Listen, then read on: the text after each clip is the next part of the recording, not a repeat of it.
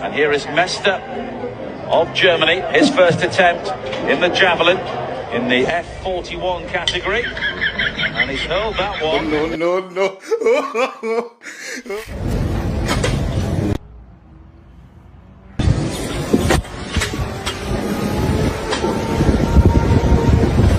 Yes!